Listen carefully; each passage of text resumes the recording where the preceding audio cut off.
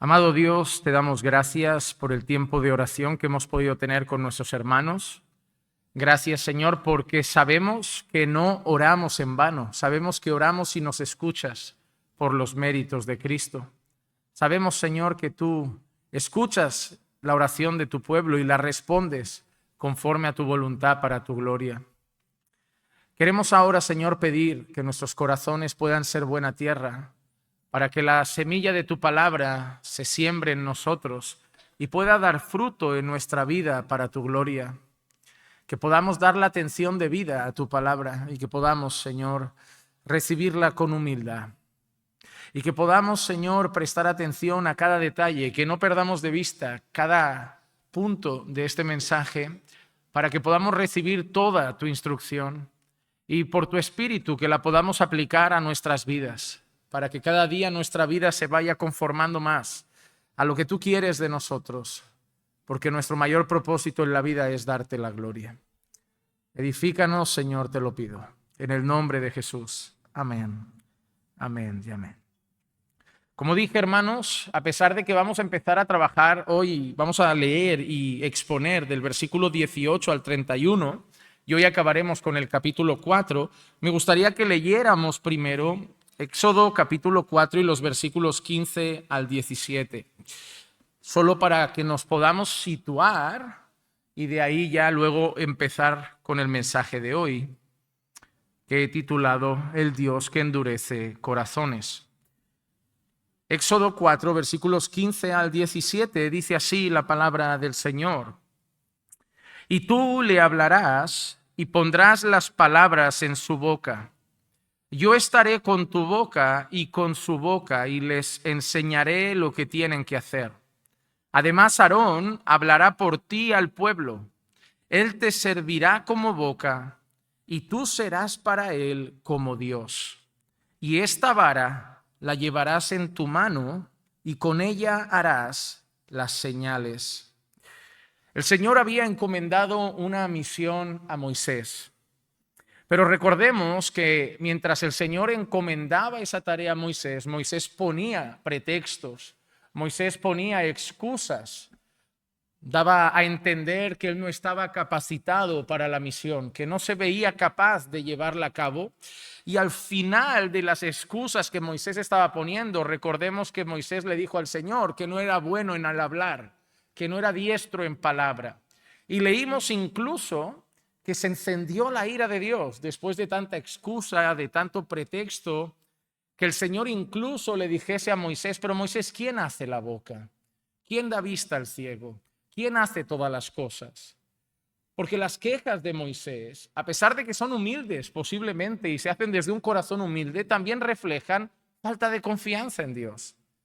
Debemos entender una cosa, hay una parte bonita en las quejas de Moisés quizá, en las excusas, y hay una parte fea.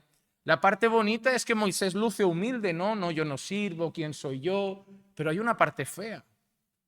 Estás desconfiando de lo que Dios te manda. Si Dios te dice que hagas algo, tú solo tienes que obedecer. Porque lo que tienes que entender es que no se trata de ti, se trata de lo que Él hará a través de ti. Y en ese caso es por eso que la ira de Dios se enciende. La ira de Dios no se puede encender por la humildad de Moisés. Si Dios ama la humildad, Dios requiere de nosotros humildad. La ira se enciende por los pretextos, las quejas que reflejan desconfianza e incredulidad de Moisés, y Dios sí puede airarse por la incredulidad de las personas. Así que finalmente Dios decide poner a Aarón a ser quien hable, y a Moisés quien sea el que lleva el liderazgo de la misión. Moisés será el líder, Aarón será la boca. Y nosotros entonces vimos esa expresión no tan curiosa que Dios había dicho, que Moisés sería como Dios para Aarón, y explicábamos que se trataba del hecho de que Moisés hablaría con Dios, entonces Moisés daría las instrucciones a Aarón y Aarón hablaría con el pueblo. Entonces en ese intercambio de posiciones que ha habido, donde iba a ser Dios con Moisés y Moisés con el pueblo, al incorporar a Aarón, ahora Moisés es el que va a transmitir el mensaje de Dios a Aarón y Aarón al pueblo. Y eso es lo que significaba. Y la última frase que leímos fue esa. Y esta vara la llevarás en tu mano. ¿Y qué vara es? La vara con la que Moisés haría las señales. Así que ya tenemos a Moisés y Aarón dispuestos para salir a Egipto y empezar la misión. A partir de ahora vemos el inicio de la misión que se va a hacer allí en la tierra de Egipto. Pero antes de ir, Moisés, que es líder, que ha sido el designado para ser instrumento de Dios en la liberación de una nación, va a hacer una cosa. Va a pedir permiso a su suegro para ir a Egipto. Éxodo capítulo 4 y el versículo 18 dice así: Moisés se fue y volvió a casa de su suegro Jetro y le dijo: te ruego que me dejes ir para volver a mis hermanos que están en Egipto y ver si aún viven. Y Jetro dijo a Moisés: ve en paz. Y a mí hay algo que aquí me agrada profundamente. Y es el hecho de que Moisés, siendo ya líder, llamado a liderar una misión, siendo alguien que habla cara a cara con Dios, igualmente va a pedir permiso a su suegro. Porque aunque tengamos posiciones de autoridad, aunque tengamos posiciones de liderazgo, aunque tengamos un sueldo mayor, los roles son los roles. Es decir, imagínate que yo llego a tener una posición de autoridad, un sueldo grande y mi padre una posición sencilla de trabajo, más humilde, más simple, un sueldo inferior, una calidad de vida más baja. Aún así, debo honrarlo como padre. A veces pensamos que lo que nos empieza a designar como un rol mayor es el dinero, es el sueldo, es el cargo que ocupamos, pero no es así. Los hijos siempre tendrán que obedecer a los padres, no los padres a los hijos. Y da igual lo que ganen los hijos, y da igual el cargo que ocupen, y da igual si son políticos o gobernadores de una nación, son llamados a honrar y obedecer a sus padres. El respeto por los roles siempre se debe mantener. Incluso en aquel hogar que por cosas de la vida la mujer gana más dinero porque tiene una carrera profesional que trae un salario mayor a casa, ella debe seguir siendo ayuda y sujetarse a su marido. A veces en este mundo pensamos que si ya gano más, si ya tengo una posición más relevante en la sociedad, ahora son los otros los que... No. Cada uno tiene que respetar el rol que Dios nos ha designado en cada parte. Y Moisés, a pesar de la misión que se le ha encomendado, sabe algo: las canas se respetan. Eso lo dice Levítico, el versículo 32 del capítulo 19, donde dice: delante de las canas te pondrás en pie, honrarás al anciano y a tu Dios temerás. Yo soy el Señor. Es tan triste, hermanos, como veo a algunos niños pequeños, incluso en la iglesia, donde teóricamente estos son nuestros principios, donde teóricamente estos son nuestros valores. Y veo niños pequeños en la iglesia ignorando completamente a los adultos, pasando al lado de señoras mayores, corriendo y ni saludan.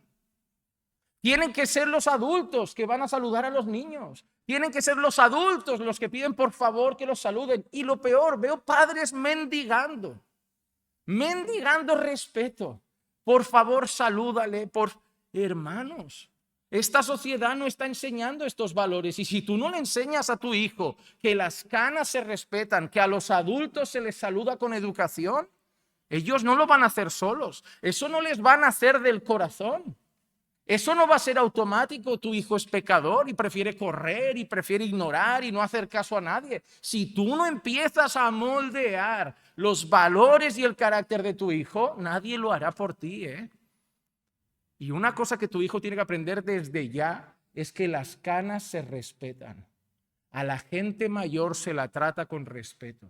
A la gente mayor se la trata con educación. A la gente mayor se le cede el asiento. La gente mayor entra primero que nosotros. A la gente mayor se le abre la puerta. Y a la gente mayor se la saluda cuando llegamos a un sitio. Esos son valores mínimos de educación que incluso en la España antigua se tenían.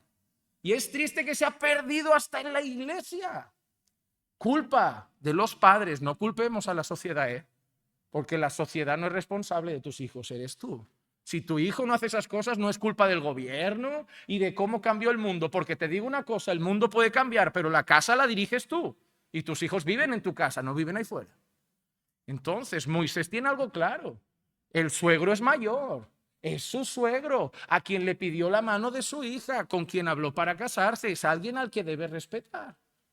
Y va a su suegro y le dice si puede ir a Egipto para ver cómo están allí los suyos, cómo están sus hermanos. Y su suegro, con mucha amabilidad, le dice, ve en paz. Y ahora Moisés hace otra cosa maravillosa. Moisés va a tomar a su familia, al saber, porque Dios ya le ha avisado que en Egipto no hay peligro. Recuerden que Dios le había dicho a Moisés que los que le perseguían en Egipto ya no estaban. Así que Dios le acaba de decir a Moisés anteriormente que el camino hacia Egipto está tranquilo, que no hay peligro, que no hay amenazas de muerte. Y entonces, ¿qué va a hacer Moisés? Se lleva a su familia con él. Éxodo capítulo 4, versículos 19 y 20 dice, y el Señor dijo a Moisés en Madián, ve, vuelve a Egipto, porque han muerto todos los hombres que buscaban tu vida. Moisés tomó su mujer y sus hijos, los montó sobre un asno y volvió a la tierra de Egipto. Tomó también Moisés la vara de Dios en su mano. Mira, Dios le dice a Moisés, Moisés, los que te perseguían, los que querían matarte, ya no están, ya no hay peligro, así que ve a Egipto.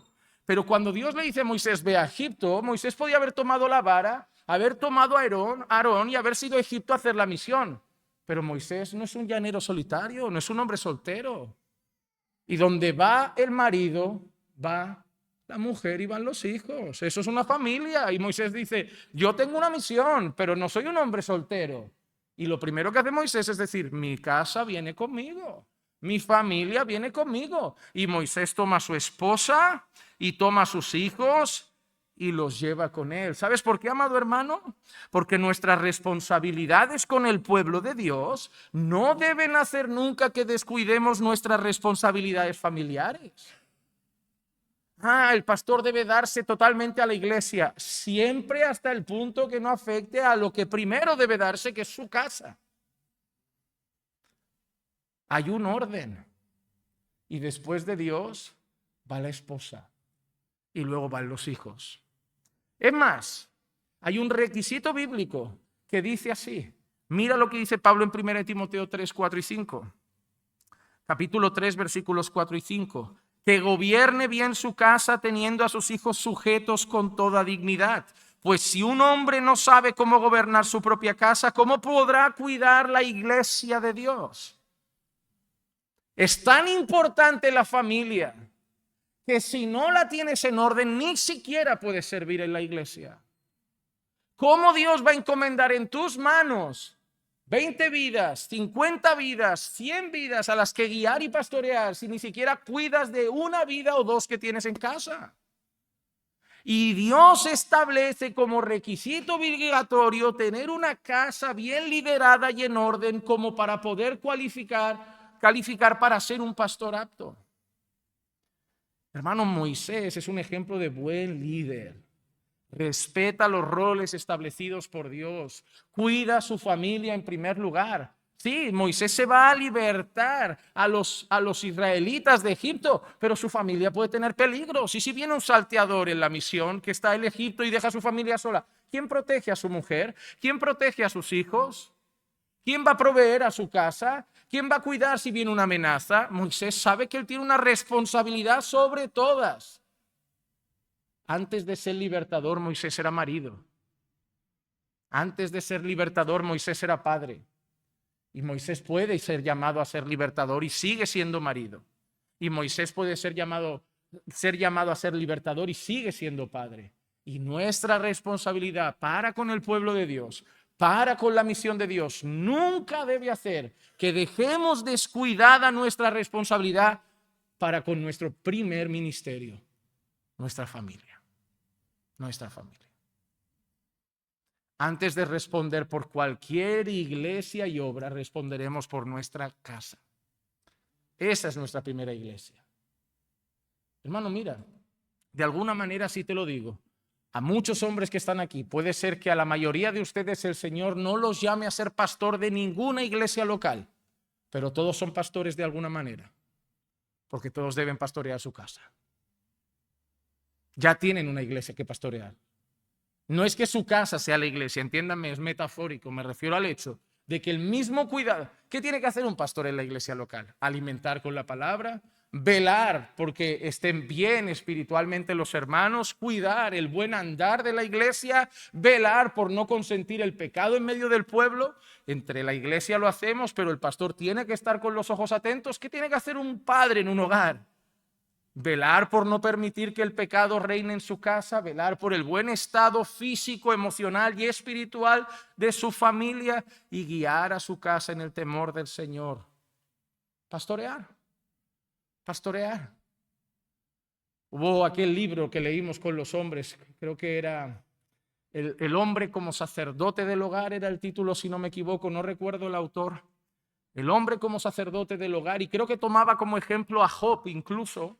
Si no lo recuerdo mal, tomaba a Job como ejemplo, que decía que hasta Job hacía ofrendas al Señor por sus hijos, por si sus hijos habían pecado. Mira la preocupación de Job por la vida espiritual de su casa, que hasta iba a presentar ofrendas al Señor. No vaya a ser que en alguna cena o algo de sus hijos hayan desfasado, hayan pecado contra Dios, y yo quiero velar porque mis hijos estén bien con el Señor. Qué preocupación tenemos hoy por esas cosas, hermanos. Dios nos tiene que despertar el corazón. Nos tiene que ayudar a entender el orden de prioridades de nuestra vida. Hermano, la vida funciona con prioridades.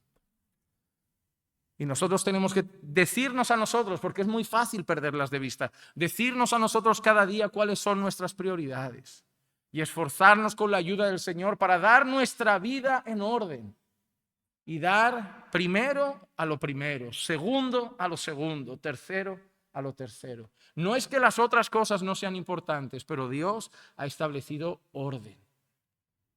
Así que Moisés toma a su mujer, toma a sus hijos y se va. Pero no se va solo con la mujer y los hijos. Al final dice que tomó también la vara de Dios. La vara de Dios en su mano. Eso lo vamos a ver más veces en la Escritura. Éxodo capítulo 17, versículo 9 dice así: mañana yo estaré sobre la cumbre del collado con la vara de Dios en mi mano.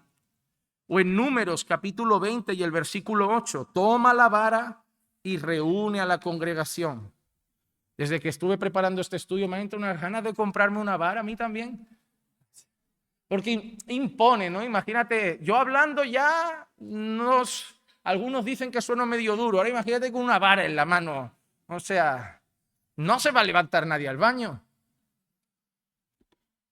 La vara representaba algo, no era un bastón que usaba un señor mayor para apoyarse en el camino cuando estaba cansado. La vara representaba el liderazgo de Moisés, representaba la labor pastoral de Moisés, también representaba la autoridad delegada por Dios en la vida de Moisés, y la vara iba a representar el respaldo de Dios porque esa vara iba a ser utilizada para algunas señales que iban a demostrar al pueblo que Dios estaba con Moisés. Pero hay una cosa clara, la vara en la Biblia siempre tiene una connotación pastoral. Porque nosotros en el Salmo 23 y el versículo 4 leemos esto: aunque pase por el valle de sombra de muerte, no temeré mal alguno, porque tú estás conmigo. Tu vara y tu cayado me infunden aliento. Mira qué interesante, una vara.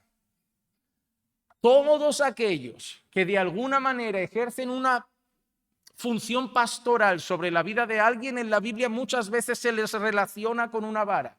Al Señor como buen pastor tiene una vara para guiarnos, una vara para corregirnos, una vara para disciplinarnos. Moisés tiene la vara de Dios también, va a ejercer una función pastoral sobre el pueblo, va a ejercer una función pastoral sobre la nación. Y mira, antes acabo de decir una cosa, antes he dicho que todos los padres, los hombres son de alguna manera aquellos que ejercen funciones pastorales en casa. ¿Y sabes qué tienen que usar los papás con los hijos a veces? La vara. ¿O no hay textos bíblicos que hablan de la vara? La vara no es la vara del maltrato, es la vara de la disciplina. Cuidado, ¿eh? La vara no es algo que tengo a mano y cuando el niño me ha hartado la cojo y le amenazo con la vara. La vara no es para amenazar, ¿eh? Que he visto algunos que tienen la vara colgada en la pared y le dice al niño, ahí está, si tengo que... La vara no tiene que ser un instrumento de amenaza. Mira, papás, ustedes no tienen que amenazar a sus hijos. Porque el hijo que te hace caso solo bajo amenazas, solo te hace caso en ese momento. Cuando salga, no va a hacerte caso. Tú tienes que enseñar a tus hijos, tú no tienes que amedrentar a tus hijos. Un hijo que funciona en base a miedo es como la persona de la iglesia que solo funciona en base a normas. Cuando está en la iglesia, cumple normas para encajar con la iglesia, pero a la que está fuera es otra persona. ¿Sabes? Esta gente que aquí parece ser, pero fuera no es. Es como el hijo que funciona solo en base a amenazas. En casa va a parecer ser un buen muchacho, pero fuera es otro. Porque lo único que tiene miedo es de la vara, lo único que tiene miedo es de lo que es amenazado, pero no respeta, no honra ni ama a sus padres. Pero cuando intentamos cultivar en el corazón de los hijos, igual que en el corazón de los creyentes, amor, respeto y honra, la amenaza no se necesita. No hay mayor gozo para un padre que una obediencia voluntaria de padre de un hijo, porque ahí entiendes que tu hijo te ama. Ahí entiendes que tu hijo te honra. Ahí entiendes que tu hijo te respeta. Porque somos grandes. Meter miedo a un niño pequeño es fácil. Por eso, ¿cuándo empiezan a torcerse? Cuando la altura ya no intimida. Cuando ya miden lo mismo que papá. Y ya la amenaza. ¿Con qué vas a amenazar a un chico de 18 que te saca 5 centímetros? Que te mira como diciendo, papá, si yo quiero, ahora te puedo. Por eso las amenazas y el miedo solo funcionan con cositas pequeñas. Cuando es grande ya no se puede amenazar, ¿no? Ya lo dejas hacer lo que quiere. Pero si te ama, aunque tenga 18, te honrará. Si te respeta, aunque tengas 18, cumplirá las normas. Porque no lo hará por amenaza, lo hará por respeto a su padre, por honra a su padre, por amor a su padre. La vara de la disciplina de Dios no es una amenaza para nosotros. Es más, la vara en la Biblia siempre está unida al amor. La Biblia afirma que el padre que no usa vara no ama a su hijo. La Biblia dice que Dios precisamente nos disciplina con su vara porque nos ama. ¿Sabes a quién no disciplina el Señor? A los de ahí fuera. Los deja a la suya. ¿Por qué? Porque a ti te ama como un padre y a ti te va a santificar y te va a hacer más como Jesús. Y por eso la disciplina es una muestra de amor, no de amenaza. La vara de Dios en la mano de Moisés es muestra de su llamado pastoral, es muestra de su liderazgo y es muestra del respaldo de Dios sobre la misión. Pero ahora Dios le va a dar un anuncio a Moisés un tanto peculiar y de ahí hemos sacado el título del mensaje de hoy. Dios anuncia que va a endurecer el corazón de Faraón. Éxodo capítulo 4, versículos 21 al 23 dice así. Y el Señor dijo a Moisés, cuando vuelvas a Egipto, mira que hagas delante de Faraón todas las maravillas que he puesto en tu mano. Ahora, dice, pero yo endureceré su corazón de modo que no dejará ir a mi pueblo. Entonces dirás a Faraón, así dice el Señor, Israel es mi hijo, mi primogénito, y te he dicho, deja ir a mi hijo para que me sirva, pero te has negado a dejarlo ir. He aquí, mataré a tu hijo, a tu primogénito. Cuando Dios le da la misión a Moisés, Dios no le ha escondido nada. De la misma manera que Dios le dice a Moisés, ve, habla primero con los ancianos y ellos te van a escuchar. Moisés también recibe de Dios esta noticia. Vas a ir a Faraón, le vas a decir que deje ir al pueblo de Dios, que así te lo ha dicho el Señor, pero no los va a dejar ir. Y ahí dice algo, dice que Dios va a endurecer el corazón de Faraón. Y hay que tener cuidado con esa expresión. Porque si nosotros entendemos mal ese texto, da la sensación de que Faraón es un hombre súper amigable Faraón es un hombre súper simpático, súper humilde, que cuando Moisés llegue y le diga, me llevo a los esclavos, Faraón va a decir automáticamente, por supuesto, voy a poner a trabajar a los egipcios. Claro que no, todo el mundo sabe que en el corazón de Faraón ya estaba poniendo cargas pesadas sobre los israelitas. Cuando Dios dice que va a endurecer el corazón, no es porque era blando. Dios está diciendo que lo va a endurecer más de lo que ya está. El corazón de Faraón de por sí es duro. Es más, amados hermanos, la Biblia describe el corazón de todo ser humano como de piedra. A mí una vez alguien me dijo, cuando yo estaba empezando a caminar con el Señor, yo no sé si alguien les ha dicho esto alguna vez, era una persona de América del Sur, yo era el único o de los únicos españoles de la congregación donde conocí al Señor, y no es la primera vez que escucho gente con esta frase: los españoles tienen el corazón duro.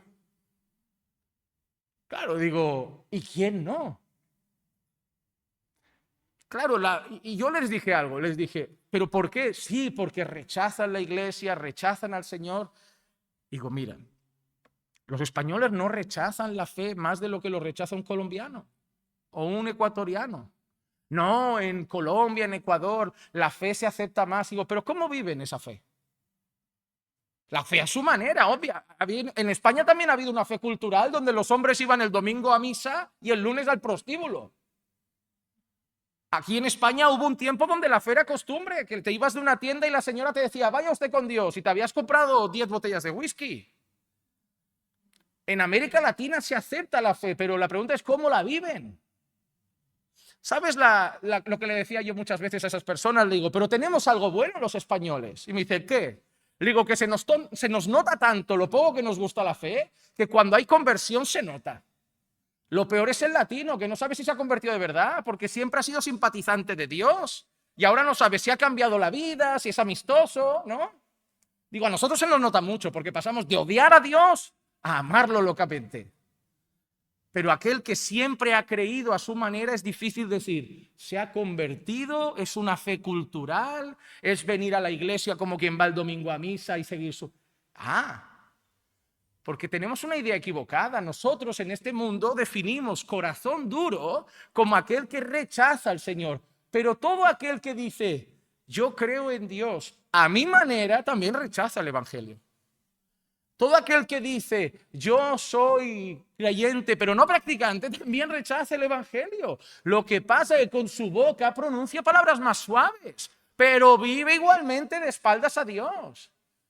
Hermano, algunos lo expresan con más rabia, otros lo expresan con más dulzura, pero lo que muestra tu relación con Dios es el fruto de tu vida. Porque te puedes encontrar en Brasil un traficante de droga que cree en Dios y hasta te puede decir, ora por mí para que me vaya bien, que voy a asaltar la favela de enfrente. ¿En serio? Te puedes encontrar prostitutas en la calle con una cruz aquí diciendo, Señor, guárdame esta noche de trabajo. Hay gente que cree de esa manera. Y seguro que han conocido ustedes gente que cree en Dios a su manera y en San Juan y en la verbena y en fiestas está emborrachándose y son adúlteros, pero fervorosos, devotos y en Semana Santa haciendo procesiones. Y mañana nadie come carne. Hay que comer sardina, hay que comer merluza. Hoy ni hemos podido comprar pescado, estaba pescadería llena como nunca y digo, madre mía, el carro lleno de whisky, eso sí, pero comprando pescado para mañana. Y es que era una incoherencia, ¿verdad? Que tú dices, pero son creyentes. Yo respeto mucho las tradiciones. Esa es la ceguera. Hermano, todos tenemos inicialmente el corazón duro. Todos rechazamos, verbalmente o no, pero rechazamos a Dios y vivimos para nosotros. Todos, según la Escritura, tenemos un corazón de piedra que Dios tiene que quitar y darnos un corazón de carne. Tu hijo que viene a la iglesia y que está en los devocionales familiares en casa, puede ser que tenga también el corazón de piedra. Lo que pasa es que te respeta. Tú pídele a tu Señor que le ponga un corazón de carne. Tú no quieres un hijo que respeta solo a Dios, tú quieres un hijo que ama a Dios. ¿Verdad? Yo entiendo que sí, ¿no? Que lo ama con todo su corazón, con toda su alma. Yo creo que el día más feliz de un padre será el día que se olvide hacer ese devocional y el hijo le diga, ¿qué? ¿Hoy no hay culto? Oh, pero ¿qué ha pasado aquí? Algo está pasando, ¿no? Porque antes se hacían los locos como si no dice nada, papá, vemos la peli. Y ahora lo ha pedido. Eso es bueno, ¿no? Porque ves que quiere, ¿no? Que no hay que decir nada. Esas son las partes bonitas, ¿no? Que empiezas a ver. Cuando hay deseo de Dios. No respeto, entre comillas, deseo. Al final nuestra vida se define por amores. ¿Qué amamos? Eso define nuestra vida. No qué hacemos. La religión te pone a hacer cosas. Pero ¿qué amamos? Es la pregunta, ¿no? Por eso el resumen de toda la ley es amor, ¿no? Amar a Dios sobre todas las cosas y amar al prójimo como a nosotros mismos. Entonces, cuando Dios dice que va a endurecer el corazón de Faraón, no es que el corazón de Faraón es blando, es que lo va a hacer más duro y tiene un propósito. Y el apóstol Pablo lo menciona. Mira, Romanos 9, versículo 17 y 18, mira lo que dice Pablo. Porque la Escritura dice a Faraón, para eso mismo te he levantado, para demostrar mi poder en ti y para que mi nombre sea proclamado por toda la tierra. Así que del que quiere tiene misericordia y al que quiere endurece. Amado hermano, el Señor dice literalmente que va a endurecer el corazón de Faraón, que ya es duro por naturaleza, con el propósito de demostrar su poder. Yo quiero presentarte dos escenas. Una escena ficticia. Imagínate que Moisés llega a Egipto y le dice, Faraón, el Señor ha dicho que dejes que me lleve al pueblo para que lo adoren en el desierto. Y Faraón automáticamente dice, pues vale, ya han servido suficiente, han sido buena gente y mira, dale fruta, dale carne, dale comida, darles oro, darles plata, que han hecho muy buen servicio. ¿Cómo ha brillado Dios ahí? Parece que Faraón ha sido simpático. Parece que Faraón está recompensando años de trabajo. ¿Cómo ha demostrado ahí Dios su poder? Bueno, podríamos decir, bueno, porque Dios tocó el corazón, pero mira la otra escena que vamos a ver. Plaga tras plaga. Agua con sangre, langostas, ranas, hasta el final la muerte de los primogénitos, que el faraón se tenga que rendir y decir que se vayan, que no va a quedar nadie vivo en Egipto. Un clamor en Egipto leeremos, un clamor como nunca antes ha habido. En cada casa de Egipto lloraban por la muerte. ¿Por qué? No tengamos la idea de que murieron los pequeñitos. Dice que murieron los primogénitos. Un primogénito puede tener 70 años. Puede tener 50 años. Lo que hay una muerte es en cada familia. Un clamor en Egipto abismal. Saliendo y luego Faraón sale atrás, se abre el mar y se traga a Faraón y se traga los carros y se traga a los soldados. De ahí en adelante la gente, ¿sabes qué empezó a decir? Nadie se meta con Israel porque Dios va con ellos. Ahora es diferente y eso es lo que Dios va a hacer. Endurecer el corazón de Faraón, la persona más engrandecida y poderosa habida en aquel entonces, para demostrarle al mundo entero que no hay nadie más grande y poderoso que Dios. Y no lo haría solo con Faraón, porque vas a ver, si sigues leyendo el Antiguo Testamento, que muchas veces Israel va a vencer en batallas donde ellos son minoría. ¿Para qué? Para que todo el tiempo destaque el poderoso brazo del Señor y nunca la fuerza militar de Israel. Nosotros, lo que Dios hace aquí endureciendo el corazón de Faraón, lo hemos visto incluso mencionado por el Señor Jesús. Mira Juan capítulo 12, el versículo 37 al 40. Dice, pero aunque había hecho tantas señales delante de ellos, no creían en él, para que se cumpliera la palabra del profeta Isaías, que dijo, Señor, ¿quién ha creído a nuestro anuncio? ¿Y a quién se ha revelado el brazo del Señor? Por eso no podían creer, porque Isaías dijo también, Él ha cegado sus ojos y endurecido su corazón para que no vean con los ojos y entiendan con el corazón y se conviertan y yo los sane. Repito, esto significa que ellos naturalmente podían ver a Cristo. No, esto significa que ellos naturalmente tenían el corazón blando para recibir el evangelio. No, ya eran ciegos. Lo dice Pablo, que el entendimiento de todos los hombres naturales está velado. Y ya estaba su corazón endurecido. Todos tienen un corazón de piedra. La Biblia también dice, Pablo, que el hombre natural no entiende las cosas espirituales.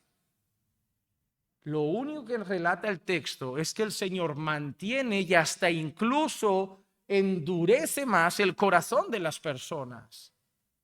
El rechazo a Dios no lo provoca Dios, está en la gente. Hermano, la historia no es Dios ha hecho que tú creas y ha hecho que otro le rechace. No, todos le rechazan, ya ha hecho que tú creas. Nadie por naturaleza quiere a Dios. Todos venimos con un corazón endurecido. Todos venimos muertos en delitos y pecados. Todos venimos ciegos y todos venimos sin comprender las cosas de Dios. Necesitamos una obra del Espíritu Santo. Solo que Dios en su soberanía también decide endurecer y cegar a otros más de lo que ya están. Pero ya vienen así de naturaleza caída. Que nadie diga, yo he creído porque Dios me ha hecho creer, pero mi vecino lo rechaza porque Dios le ha hecho rechazar. No, no. Todos rechazamos a Dios por naturaleza. Dios no tiene que poner rechazo en nosotros, ya está en nosotros. Pablo lo dice, no hay nadie bueno, no hay nadie justo, ni siquiera uno. ¿Y qué dice? No hay quien busque a Dios. Por eso el Señor Jesús lo dice, no, nadie puede venir a mí si el Padre no lo trae. Y el que viene a mí de manera alguna, lo echo fuera. Pero nosotros por nuestra propia naturaleza no queremos a Dios. Dios obra en nosotros para ir hacia Él. Y eso es una muestra de amor, ¿no? Porque hermano, si yo elijo a Dios y Dios me abre la puerta porque yo lo quise a Él de buenas a primeras, oye, está bonito porque Dios dice, qué muestra de amor de Dios que un pecador como yo lo quiera y lo acepte.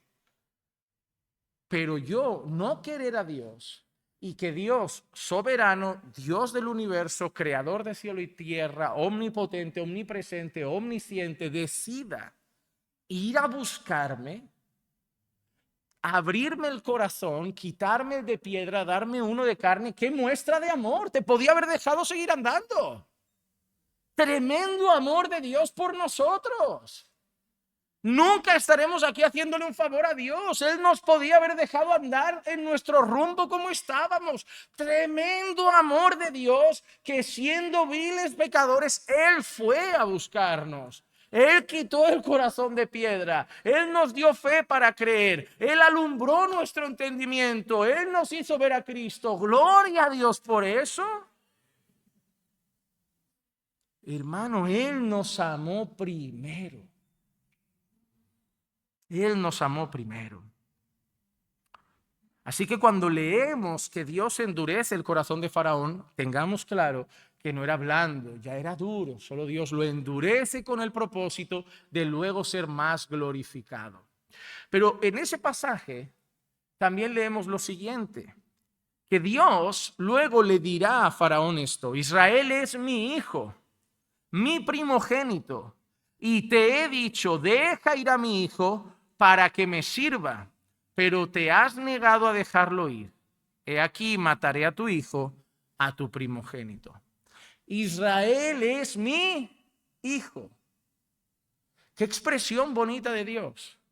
Pero yo quiero, amados hermanos, que nosotros recordemos algo. Toda la Biblia se trata de Jesús. Todas las cosas eran sombra de lo que había de venir. Y todo apuntaba al Señor Jesucristo. Porque mira lo que va a decir Mateo capítulo 2, versículo 14 y 15. Y él, levantándose, tomó de noche al niño y a su madre y se trasladó a Egipto. Y estuvo allá hasta la muerte de Herodes, para que se cumpliera lo que el Señor habló por medio del profeta, diciendo: de Egipto llamé a mi hijo. ¿Con qué iba a ir Moisés con su mujer hacia Egipto? ¿Con un Rolls Royce? ¿Con un camello? ¿Con una gacela del desierto? No, ¿con qué iba a ir? Con un asno. Hermano amado, ahora imagínate a José tomando a María con un asno también. No hay casualidades y coincidencias en la Biblia. Todo apunta en una misma historia.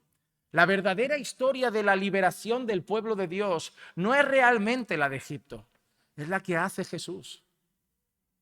Porque ese pueblo que va a salir de Egipto, te digo una cosa, ¿va a entrar en la tierra prometida? Se los va a tragar el desierto. Ahora, hablamos de liberación. No, Dios liberó a su pueblo de Egipto y se los tragó luego. Entraron los hijos. Entró la siguiente generación y Josué y Caleb. Pero el pueblo que sale de Egipto, el pueblo que ve las plagas, el pueblo que sale de ahí, los que estaban trabajando duro en Egipto como esclavos, se los traga el desierto. Entonces, decimos, Dios sacó a su pueblo de Egipto. Sí, pero no acabemos la historia. Y a esa generación se las traga en el desierto. Entran sus hijos. Esa generación es incrédula. Esa generación cuestiona a Dios. Esa generación pone en duda a Dios todo el tiempo. Esa generación reclama que estaba mejor en Egipto. Esa generación son apóstatas.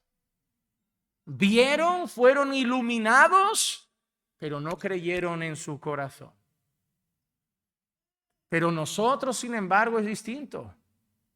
A nosotros también nos ha sacado Jesús de Egipto. Nos ha sacado del Egipto de la muerte, nos ha sacado del Egipto del pecado y nos ha sacado del Egipto de las tinieblas. Y nosotros no miramos las tinieblas con añoranza, no miramos el pecado y la muerte con añoranza, celebramos nuestra liberación. Una liberación mucho más grande que algo físico, la liberación espiritual, que solo el Hijo de Dios podía traer. ¿Cómo ha llamado Dios a Israel? Mi hijo. ¿Qué tiene que hacer un hijo en relación a un padre? Obedecer. Ahora te hago una pregunta. ¿Israel fue un hijo obediente? No. ¿Quién sería posiblemente, utilizando ese lenguaje, el primer hijo de Dios? Adán. ¿Fue Adán un hijo obediente? No. ¿Fue Israel un hijo obediente? No. Y Dios toda la vida, viendo a lo que llamaba hijo, desobedeciendo al Padre, hasta que de repente viene un hijo, el postrer Adán, del que Dios dice desde el cielo cuando se bautiza: ese es mi hijo amado, en él tengo complacencia. Y él hizo lo que no hizo Adán, y él hizo lo que no hizo Israel. Mira, Adán peca contra Dios en el paraíso. Israel es sacado de la esclavitud y peca contra Dios. Y nuestro Señor Jesucristo es llevado al desierto, es tentado cara a cara por el mismo diablo y obedece. Él es el Hijo de Dios. Él es el Hijo en quien tenemos que poner nuestra confianza. Él es el Hijo en el que debemos creer. Él es el Hijo que trajo libertad. Él es el Hijo que obedeció al Padre. Él es el Hijo que honró en todo. Él es el Hijo que cumplió la ley. Por eso luego en Mateo 2 cita esa salida de Egipto hablando de Jesús, porque Jesús fue el Hijo perfecto que Israel no fue. Israel fue el hijo desobediente, el hijo que dio la espalda al Padre, el hijo que falló, el hijo que se fue con otros dioses. Jesús fue el hijo que obedeció en todo, que soportó blasfemias, insultos, golpes, pero él vino a hacer la voluntad del que le envió y llevar a cabo su obra. Su comida era hacer la voluntad del Padre. Él es al hijo al que hay que mirar. Él es el hijo al que apuntaba este hijo defectuoso. Hermano, todo lo que ves atrás son versiones defectuosas de lo que vendría. Por ejemplo, los jueces, todos fueron defectuosos, pero Jesús es el juez perfecto que juzgaría con justicia. Los reyes, todos fueron defectuosos. Primer rey de Israel, ¿quién fue? Saúl. No lo quiso Dios, lo quiso el pueblo. El pueblo le dijo a Dios, mira qué pueblo, es que mira qué pueblo. El pueblo de Dios le dice a Dios, queremos ser como las otras naciones. ¿Sabe qué le dice Dios al profeta? No les valgo como rey. No te queremos a ti, preferimos uno de carne y hueso. Y dice, mira, dale ese grande, fuerte Saúl. Un desastre. Y luego llama a uno, ahí perdido entre las ovejas, despreciado por otros, que apuntaba a Jesús, el buen pastor que sería despreciado por sus hermanos. Pero también salió defectuoso. Yo estoy leyendo los salmos a diario y salmos de David que dice, Señor, mis manos están limpias. David, tienes el ego un poco subido, porque cuando le dijiste a Dios, Señor, te quiero hacer una casa, el Señor te dijo, tus manos tienen mucha sangre. David era el hombre conforme al corazón de Dios, pero miró por la ventana, se acostó con la mujer que no debía, llevó a su amigo a primera línea de batalla para que lo mataran y luego quedó de santurrón, quedándose con la mujer viuda y el niño, fingiendo que era del amigo, pero era su propio hijo, fruto de un acto de inmoralidad. Él no era el rey que se veía esperando. Él no era el rey perfecto, porque el que viene luego es Salomón. Y sí, hubo un reinado de paz para la nación, pero un reinado de pecado, porque amó mujeres extranjeras y acabó adorando a sus falsos dioses. Y después de Salomón, el que viene, ya sé que empiezan las divisiones en el reino, y de ahí ya empieza todo a desaparecer. Pero ¿quién es el rey que vendría a reinar con justicia, con una vara de equidad? El rey Jesucristo. ¿Quién es el profeta definitivo? ¿Quién es el verbo? El Señor Jesús, la palabra, el último mensaje definitivo, completo, perfecto de Dios. En el tiempo pasado Dios habló a los padres de muchas maneras por los profetas. En el tiempo final, en los últimos días, Dios ha hablado a través de su Hijo. En aquel monte se presenta Jesús transfigurado y a sus lados la ley y los profetas, Moisés y Elías. Pero Dios no dice escuchad a Moisés, Dios no dice escuchad a Elías, dice escuchad a Hijo, escuchad a Jesús. Él es el Moisés perfecto. Él no golpeó la peña en un día de enfado. Él es la roca que fue golpeada y que brotó agua de él. Él es el Josué perfecto. El que conquistó no la Canaán física, el que conquistó la Canaán espiritual. La gloria, la ciudad celestial que a ti y a mí nos espera. Mira lo que miras en la Biblia, son todos defectuosos. Un Sansón fuerte, que con su muerte final, después de arrepentirse, mata más enemigos que los que había matado en vida. Pero él débil, en una cruz crucificado, pero nunca pecó y con su muerte no mató a muchos, sino que salvó a un pueblo. Él es. La Biblia se trata de él. Todo lo que miramos atrás son versiones defectuosas del único al que hay que mirar y en el que hay que creer, en el Señor Jesucristo. Él es el verdadero primogénito de Dios. Él es el verdadero Hijo amado en quien Dios tiene complacencia. Y quien cree en el Hijo tiene vida eterna. No quien cree en el Hijo Israel del antiguo pacto, quien cree en el Hijo de Dios. Pero también dice el Señor, quien no cree en el Hijo no viene a vida. La ira de Dios permanece sobre su cabeza. Y ahora nos encontramos una de las expresiones más curiosas que he visto yo mientras leía este pasaje. Moisés es llamado esposo de sangre. Éxodo capítulo 4, versículo 24 al 26 dice así: y aconteció que en una posada en el camino, el Señor le salió al encuentro y quiso matarlo. A Moisés. Ya van dos momentos que Dios se enfada con Moisés, Primero, con todas las quejas, dice que Dios había encendido su ira y pone a Aarón. Y ahora, es que ahora literalmente pone que Dios sale al encuentro para matar a Moisés.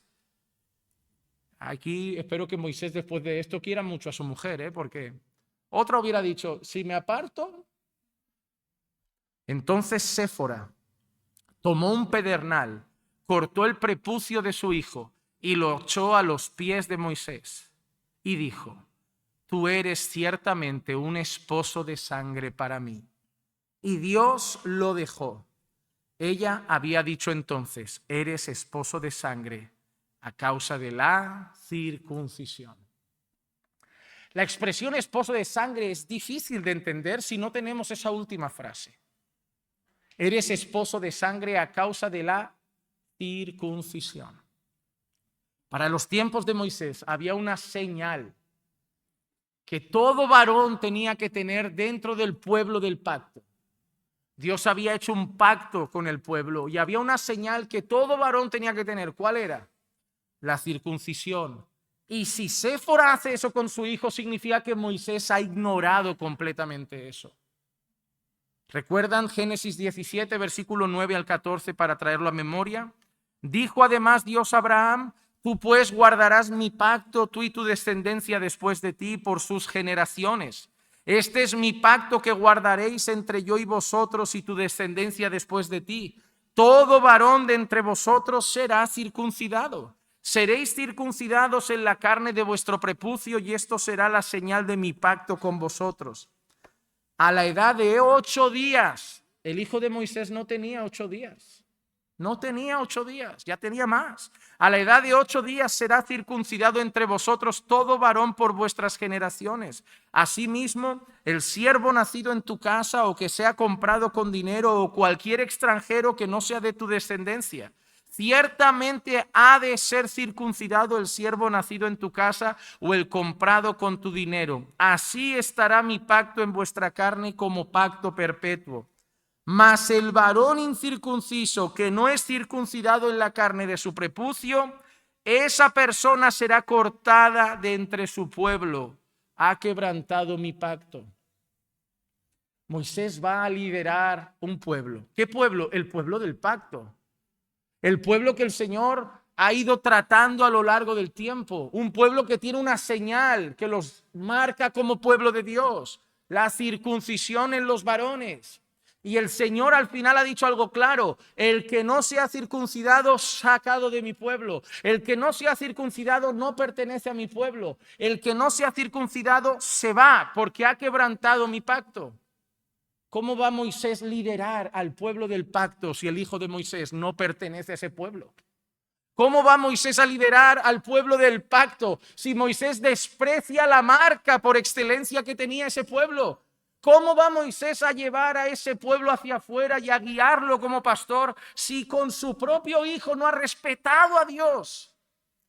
Y Dios sale a su encuentro y Séfora, que conoce las escrituras, que conoce la palabra, toma una piedra afilada, un pedernal, y corta el prepucio de su hijo. Eso debió ser horrible. No hay anestesia y el niño no tiene 8 días. Entre gritos y sangre. ¿Cómo crees que se sintió la madre teniendo que tomar a su hijo de edad un poco más adulta ya y tomar y cortarle el prepucio? No lo tiró con alegría a los pies de Moisés. Toma, cariño, el prepucio que se te ha olvidado. No fue así, hermano. Fue diciendo: ¿qué líder vas a ser? ¿Qué líder vas a ser si tú no respetas a Dios? Mira lo que has provocado. Hemos tenido que derramar sangre de nuestro hijo para que Dios no te mate. Y mira qué interesante, esposo de sangre.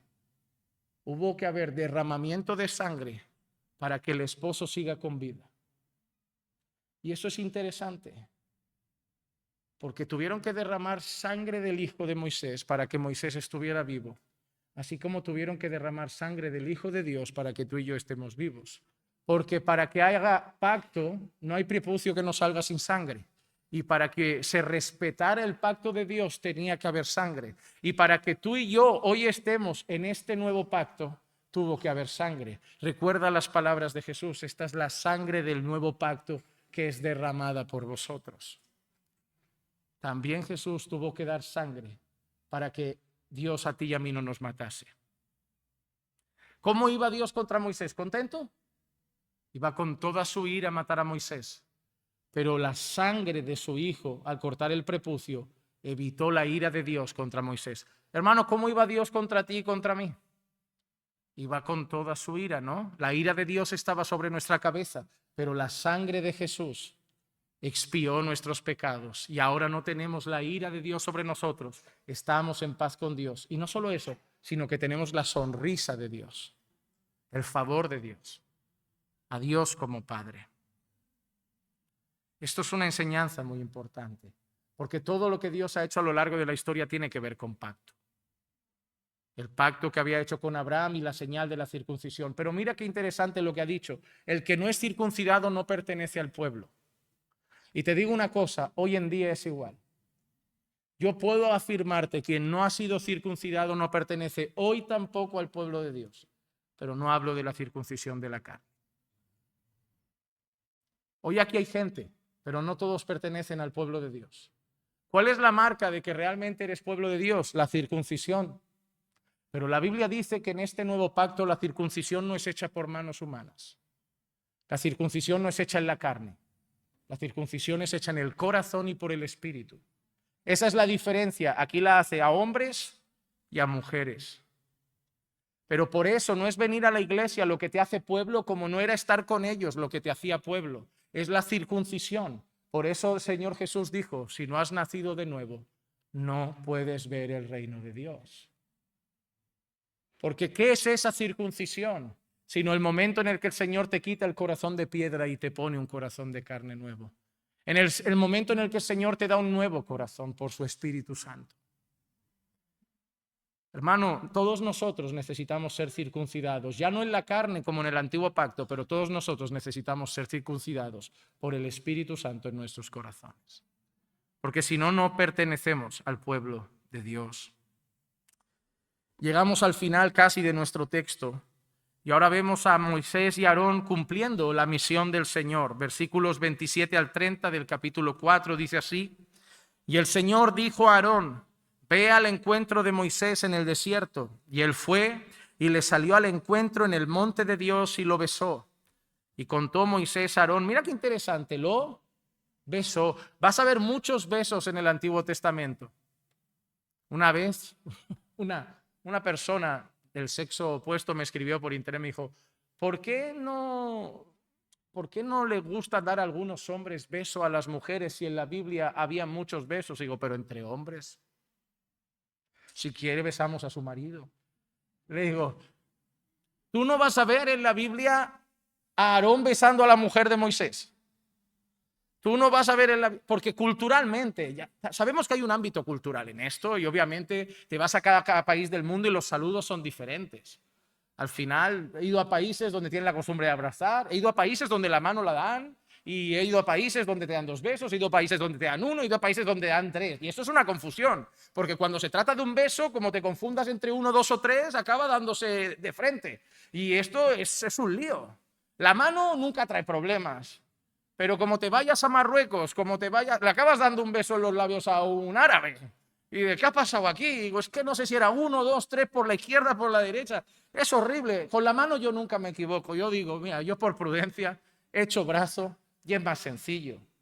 Pero era común ver esos besos entre varones. Hasta hoy, ¿eh? Si te vas a países de origen oriental, así tipo árabe, vas a ver que entre los varones se besan. Pero ya te digo yo que el vecino no le va a Fátima, la mujer de Mohamed, no le va a dar un beso. Eso va a ser entre los 2 hombres, es cultural. Y en aquel entonces ya tenían esa tradición de en que los hombres se dieran un beso, pero un beso fraternal en la mejilla. Así que sale Aarón y lo besa. Y contó Moisés a Aarón todas las palabras del Señor con las cuales le enviaba y todas las señales que le había mandado hacer. Entonces fueron Moisés y Aarón y reunieron todos los ancianos de los hijos de Israel, y Aarón habló todas las palabras que Dios había hablado a Moisés. Este hizo entonces las señales en presencia del pueblo. Ahora se ha montado el equipo, ¿no? Ya Aarón va a ser el que habla, Moisés hace las señales, Moisés le dice a Aarón lo que tiene que hacer, y esto nos enseña algo que luego leemos en Eclesiastés 4, que es mejor trabajar en equipo. Es mejor trabajar en equipo. Eclesiastés 4, versículos 9 al 12 dice, más valen 2 que 1 solo, pues tienen mejor remuneración por su trabajo. ¿Qué significa esta parte? Que 2 producen más, es sencillo. Más vale 2 que 1. Si yo le digo a un hermano, píntame la sala, no sé cuánto va a tardar, pero si le digo a 10 hermanos, píntenme la sala, tardará mucho menos. Aquí lo usa siempre con 2, hablando de que entre 2 el trabajo produce más. Luego dice, porque si uno de ellos cae, el otro lo levantará a su compañero, pero ay del que cae cuando no hay otro que lo levante. En aquel tiempo piensa que había mucho pozo, había mucho agujero en el campo y la gente salía a trabajar al campo y era fácil caer en una trampa, caer en un pozo. Imagínate estar solo. ¿Qué está diciendo aquí? Que si te trabaja en equipo y escuchas al grito de tu amigo gritando, que me he caído, pues lo sacas, pero hay de aquel que cae solo. Y luego da otro ejemplo. Además, si dos se acuestan juntos, se mantienen calientes, pero uno solo, ¿cómo se calentará? Ahora da el ejemplo de la temperatura. Piensa que muchos trabajadores salían a trabajar al campo y trabajaban varios días sin volver a casa. Y no habían casas, no habían cabañas, dormían a la intemperie. ¿Y qué dice? Pues que dos, en plena noche, ahí pues estaban más abrigados durmiendo pegados que uno solo en el desierto, bajo el frío. Y luego da un último ejemplo. Dice, y si alguien puede prevalecer contra él que está solo, dos lo resistirán. Eso es otro peligro. Gente que iba a trabajar al campo y venía un salteador, venía un ladrón al campo. No es lo mismo ir a enfrentar al ladrón uno que ir dos, que más fácilmente se puede defender la tierra. Así que Salomón ha dado ejemplos muy sencillos para decirnos una simple cosa. En equipo todo es mejor. Y esto puede aplicarse a todas las áreas de nuestra vida. El matrimonio en equipo es mejor. La iglesia en equipo es mejor. La misión, ¿el Señor Jesús los mandaba solos?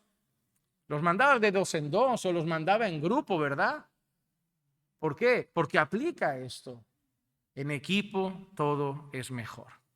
Así que van, hacen la misión juntos en equipo, Moisés las señales, Aarón el mensaje y termina el capítulo 4 con la respuesta del pueblo en adoración a Dios. Versículo 31, y el pueblo creyó. Pero esto no nos sorprende, ¿por qué? Porque Dios lo había dicho. Dios es tan soberano que le había dicho a Moisés cómo iba a reaccionar cada quien. Luego van a ir a Faraón y Faraón no les va a dejar ir, pero tampoco nos sorprenderá porque Dios también se lo había anunciado. Dice, y el pueblo creyó, y al oír que el Señor había visitado a los hijos de Israel y había visto su aflicción, se postraron y adoraron. Hermano, hay una cosa aquí que quiero traer a nuestro corazón. Después de creer, adoraron. Eso es tu vida y la mía. Esto es lo que pasa con los que estamos perdidos y de repente llega el libertador a nuestra vida, ¿no? Llega el libertador, el Señor, obra en nosotros, creemos el evangelio, creemos el mensaje del libertador y ¿qué hacemos después? Adorar. Adorar. Exactamente lo que ellos hicieron. Recibieron el mensaje de parte de Dios, vieron las señales que hizo Moisés, creyeron. ¿Y cuál es el resultado de creer? Adorar. El resultado de haber creído el evangelio es una vida de adoración. El Señor viene a buscar, ¿qué? Adoradores, que lo adoren en espíritu y en verdad. Pero para que sean sus adoradores, ¿qué tiene que hacer primero? Que crean. Él les tiene que dar fe para creer. Nadie adora a aquel en quien no cree. El Señor siempre quiso que lo adoraras. Para que lo adoraras te tenía que salvar. Y para que te salvase te tenías que creer. Y para que creyeses tenías que tener fe. Y para que tuvieses fe te la tuvo que dar Él. Por eso al final del camino siempre las canciones son para Él. Porque Él lo ha hecho todo. Hay una frase que me gusta mucho que leí hace tiempo que dice: lo único que hemos hecho nosotros es el pecado que hizo necesaria la salvación. Y me gusta esa frase porque nos pone en nuestro lugar. Es decir, ¿qué he hecho yo entonces para la salvación? Pecar. Si no hubieras pecado no habría ni que salvarte. Eso es lo que has hecho. Todo lo demás, solo a Dios la gloria. Pero hay una cosa que viene a mi corazón y con esto termino. Y es el hecho de la necesidad de ellos de ver señales para creer. Y hermanos, hasta hoy hay gente que quiere señales, ¿no? Hasta hoy hay gente que a mí me dice, si yo veo a Dios, creo. Yo una vez le dije a un hombre y se lo dije con toda franqueza, me dijo así, no, si yo veo, creo. Le dije, mira, si ahora mismo se abre el cielo, se pone rojo, baja una paloma y te susurra al oído, cree en Dios porque existe, tú no vas a creer, tú vas a decir, ha sido un éxtasis, me he flipado, un sueño, una ilusión, un holograma, pero no vas a creer. Porque ya vino, se hizo carne y no creyeron en Él muchos. Tú no vas a creer por ver. Y esa es la gente, miren, la gente que ve, automáticamente damos por hecho que si ven, creerán. Y no es así. ¿Cuánta gente vio a Jesús multiplicando panes y peces y luego dijo, crucifícalo? ¿Cuánta gente vio y con sus ojos vio a Jesús levantar paralíticos, dar vista al ciego, liberar endemoniados? Liberó al endemoniado gadareno y lo echaron de Gadara. no es el hecho de que vean para creer, esa es la excusa del corazón rebelde. Pero la realidad es que no creerían aún viendo. Hermano, tú y yo no vemos porque hemos creído. Tú y yo no creemos, perdón, porque hemos visto. Tú y yo no hemos visto a Jesús, literalmente. Y no estamos aquí porque vimos un milagro. Estamos aquí porque nos han dado fe en el Evangelio. Nos han hecho creer en el que no hemos visto, incluso creer que lo veremos. Primera de Corintios 1, 22 al 24 dice, porque en verdad los judíos piden señales. Era un pueblo que continuamente pedía señales. Para ellos era importante. ¿Recuerdas las palabras de Nicodemo a Jesús? Sabemos que vienes de Dios, porque nadie hace las cosas que tú haces si Dios no está con él. ¿Recuerdan?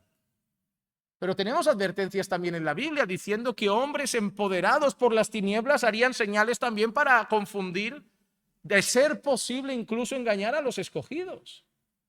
No nos podemos fiar de lo que vemos.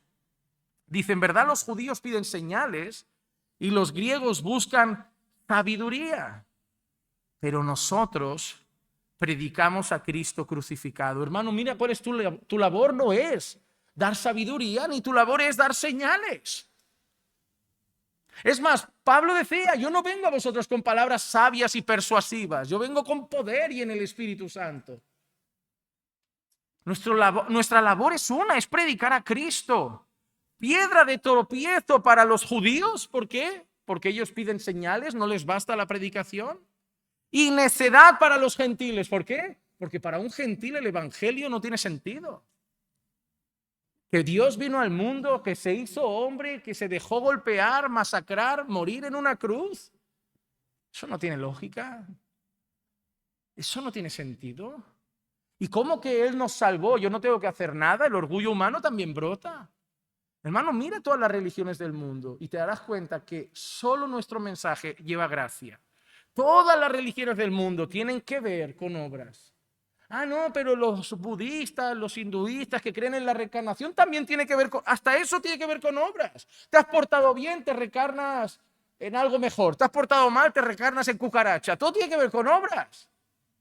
Los musulmanes, obras. Los mormones, obras. Los católicos, hasta el final te echan 4 gotas, a ver si te han faltado obras. Y dice, échale un chorro más, no vaya a ser que... Y encima los católicos te lo ponen peor. Purgatorio un tiempo porque igual las obras no alcanzaron y vamos a echar moneda y encender vela y a rezar por la abuela María a ver si la sacamos antes del purgatorio. Todo obras. Y ahora llega el Señor y a nosotros nos dice, lo que vosotros tenéis que anunciar es que es por gracia. ¿Te has dado cuenta? El corazón humano es tan orgulloso que no acepta ser salvado. ¿Qué preguntaba la gente? ¿Cómo me puedo salvar? Pero mira la pregunta, lo que implica, no es cómo me salvas, es cómo me puedo salvar. Porque damos por hecho que nos tenemos que salvar nosotros. Pero no hay mejor mensaje que el hecho de que tú no puedes y Él te ha salvado. Pero para ellos es necedad. Mas para los llamados, para ti y para mí que estamos aquí, tanto judíos como griegos, porque Dios tiene un remanente, Dios tiene pueblo entre los judíos y tiene pueblo entre los gentiles. Cristo es poder de Dios, no necesitamos ver nada más que ver a Cristo y su obra. Y Cristo es sabiduría de Dios, no necesitamos ver nada más y saber nada más que Él, que es el logos, el sentido de la vida, la palabra, el verbo. Hermano, el mensaje de hoy nos recuerda una cosa. La misión es de Dios. En quien debemos creer para la misión es Dios. El que da éxito a la misión es Dios. Si alguien cree es por Dios. Y si alguien se endurece más, Dios también lo puede hacer. Pero en todo, tanto en los que se endurecen y lo rechazan, como en los que creen y se rinden y adoran, Dios será glorificado. Hermanos, Dios no es glorificado solo cuando alguien cree tu mensaje predicado. Dios también será glorificado cuando lo rechacen. El día del juicio habrá gloria de los salvos hacia Dios y también Dios será glorificado en aquellos que se burlaron, lo negaron, lo rechazaron y ante Él un día se rendirán y serán condenados. La eternidad gloriosa será para darle la gloria y la condenación también. Dios no es solo glorificado en la salvación, también en el juicio. Para eso te puse, dice Dios de Faraón, para mostrar mi gloria sobre ti. Hermano, tú y yo solo tenemos que hacer una cosa: seguir adorando a Dios por la salvación que tenemos, porque viene de Él, y llevar a cabo nuestra misión, como Moisés y Aarón, solo ir y decir lo que Dios ha dicho que digamos. El creer se lo dejamos en las manos a Él. Amén. Oremos. Señor, te damos gracias por tu palabra. Gracias por todo lo que nos enseñas, por hablar a nuestras vidas, por tratar con nuestros corazones. Gracias por recordarnos que tú eres soberano, poderoso, que la misión es tuya y depende de ti, que el resultado de la misión, sea cual sea, siempre te dará la gloria, que nosotros debemos simplemente hacer lo que nos mandas y decir lo que nos dices. Señor, también gracias por recordarnos que ese hijo Israel fue desobediente, pero tú enviaste a tu hijo perfecto, obediente, sin pecado, el que obedeció en todo, para que todo aquel que en él cree no se pierda, mas tenga vida eterna. Y si estamos hoy aquí, así como la sangre de la circuncisión del hijo de Moisés lo libró de la muerte, si estamos hoy aquí es por la sangre de Cristo que nos libró de tu ira, pero también por la circuncisión de nuestros corazones hecha por el Espíritu Santo. Tú enviaste a tu Hijo dio su sangre y el Espíritu Santo circuncidó nuestros corazones, y hoy como el martes podemos decir: bendita Trinidad. Gracias por todo, Señor, en el nombre de Jesús. Amén. Amén.